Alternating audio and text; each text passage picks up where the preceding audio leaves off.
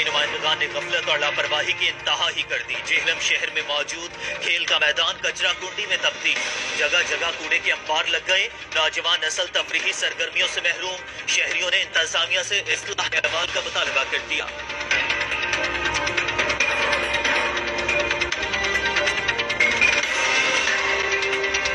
نمائندگان کے عدم توجہی کے باعث جہلم شہر میں موجود کھیل کا میدان کچرا کنڈی میں تبدیل ہو گیا، جگہ جگہ کوڑے کے انبار لگ گئے، بچے اس کھیل کے میدان سے ساتھ لے کر جانے لگے ہیں۔ مزید جانیے بابر حسین کی رپورٹ میں۔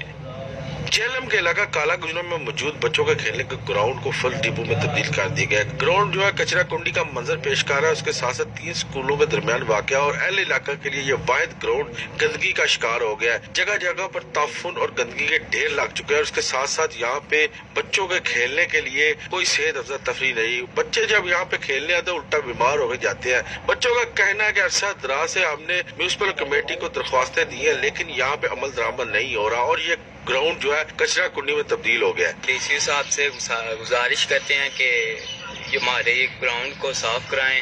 ہمارے گراؤنڈ ہم فٹ بال بھی کھیلتے ہیں، کرکٹ بھی کھیلتے ہیں، ہم ادھر کھیلنے آتے ہیں الٹا ہم بیمار ہو جاتے ہیں ادھر، اور ہم ادھر کھیلتے ہیں ادھر سارا کوڑا کرکٹ ہے۔